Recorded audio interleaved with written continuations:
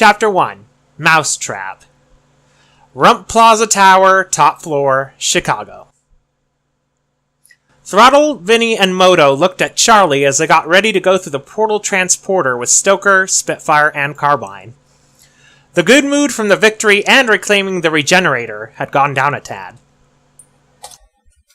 Well, Charlie girl, so I guess this is where we gotta, vamonos. Throttle said. Yeah, gotta keep moving.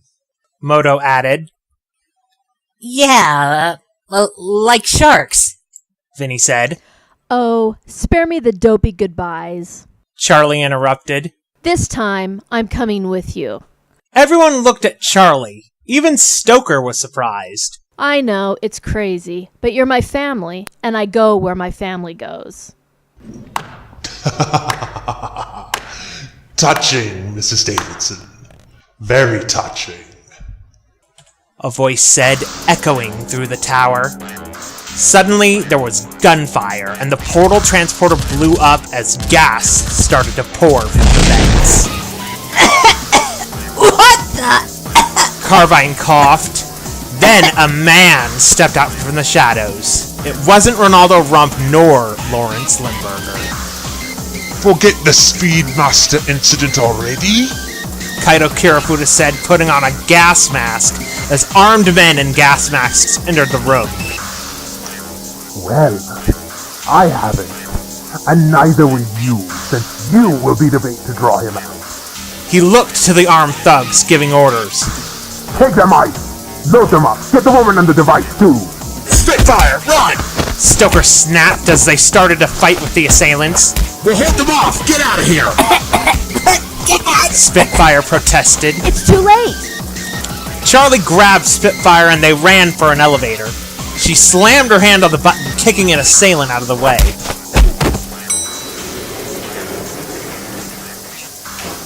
What are you doing? We can't leave them! Spitfire yelled. We have to. We have to go and find Manuel Fernandez. He's the only chance we have of reasoning with this guy. Charley explained as the lift descended. As they got to the bottom floor, there were more goons. Charley knew one of them was going to get caught. She handed Spitfire the keys to her bike. Go! I'll keep him busy. Find Manuel Fernandez. He works at a diner called Shifters up at Bogus Base in Idaho. But Charlie! Go! Charley yelled as she charged forward, shoving Spitfire towards her bike. The assailants opened fire and Charley took several out before she took a hit in the leg from a rubber bullet as Spitfire started the bike. It felt like the worst Charley horse ever, despite the irony. Spitfire now knew she had no choice but to leave Charley behind. She burned rubber out of the building's garage, barely missing getting hit by a barrage of rubber bullets, and got on the road. She hit the freeway, then got on a long, lonely road. As soon as she felt it was safe, she stopped and broke down into tears. She had lost her father. Again.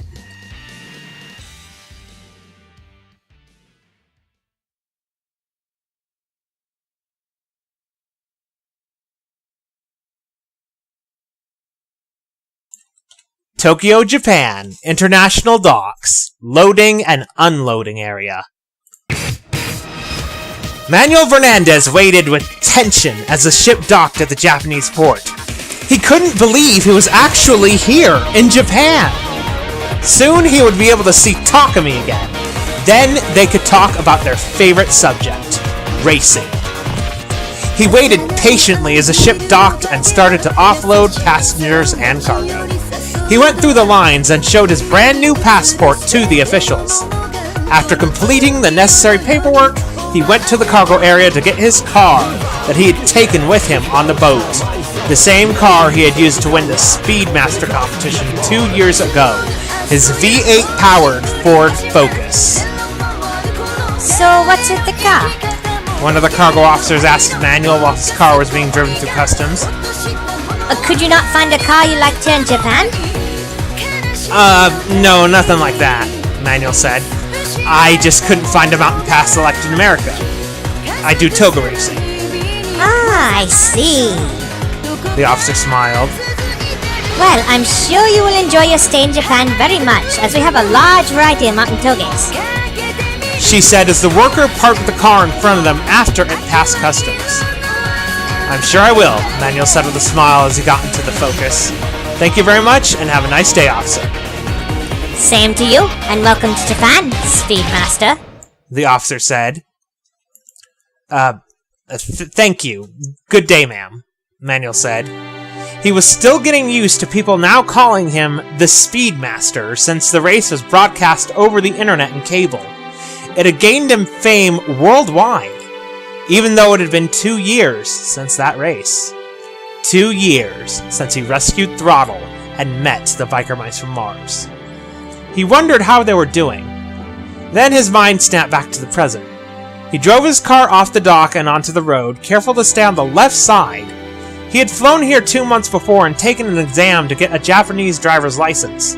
It took a lot of effort and getting used to driving on the left side of the road, but he got it with some help from a friend, Takumi Fujiwara. He had helped him study and taught him Japan's road rules and regs. So here he was, driving in Japan, legal and legit. He was in a very good mood as he drove down the freeway in the early hours of the morning. The famous Shutoku Expressway, Bayshore route, nicknamed the Wangan since it ran along the coast. If he only knew how that single road would shape the rest of his trip in Japan.